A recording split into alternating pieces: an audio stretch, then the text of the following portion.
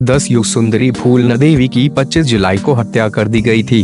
चंबल में दहशत का दूसरा नाम रही फूलन देवी के डकैत बनने की कहानी किसी के भी रोंगटे खड़ी कर सकती है।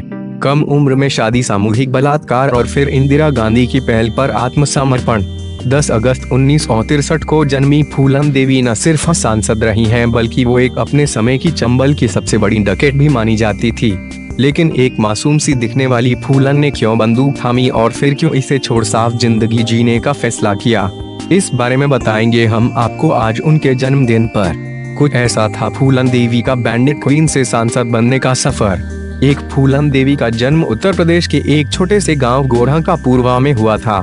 जातिगत भेदभाव होने की वजह से बचपन से ही फूलन गरीबी और लोगों के बुरे व्यवहार का शिकार बनी रही, लेकिन उनकी जिंदगी में बड़ा बदलाव तब आया जब वो महज 11 साल की थी।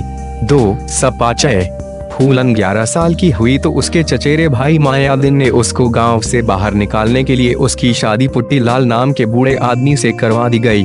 शादी के तुरंत बाद इतनी छोटी सी उम्र में ही फूलन को दुराचार का शिकार बनना पड़ा। इसके बाद फूलन अपने पिता के घर वापस भागकर आ गई, जहां वो उनके साथ मजदूरी में हाथ बंटाने लगी।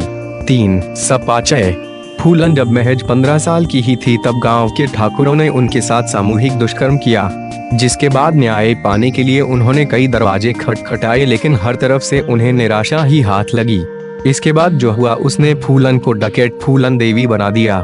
4 सपाचय इंसाफ के जूझती फूलन के गांव में कुछ डकैतों ने हमला किया।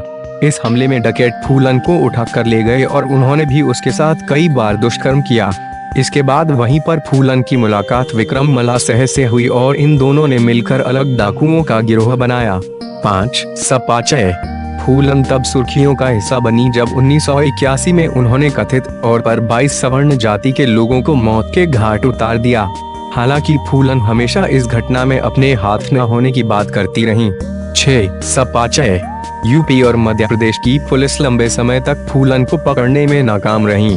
साल 1983 में इंदिरा गांधी सरकार ने उसके सामने आत्मसमर्पण करने का प्रस्ताव रखा, जो उन्होंने मान लिया क्योंकि उस वक्त तक उनके करीबी विक्रम मल्लाह की पुलिस मुठभेड़ में मौत हो चुकी थी, जिसने फूलन को तोड़ कर रख दिया था।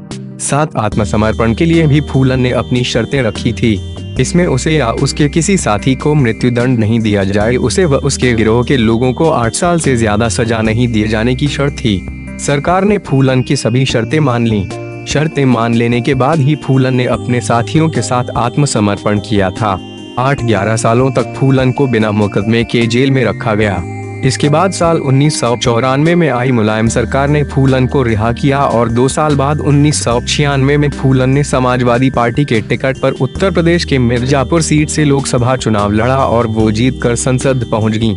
9 सपाचय साल 2001 में शेर सिंह राणा ने दिल्ली में फूलन देवी की उनके आवास पर गोली मारकर हत्या कर दी।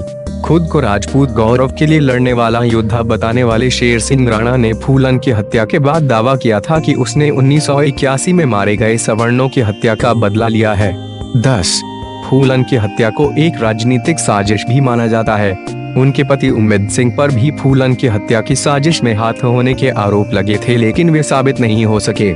डायरेक्टर शेखर कपूर ने फूलन देवी के जीवन पर आधारित मूवी बैंडिट क्वीन भी बनाई थी, जिस पर खुद फूलन ने आपत्ति जताई थी, जिसके बाद कई कट्स के साथ इस फिल्म को रिलीज कर दिया गया। हालांकि बाद में सरकार ने इस फिल्म पर बैन लगा दिया था।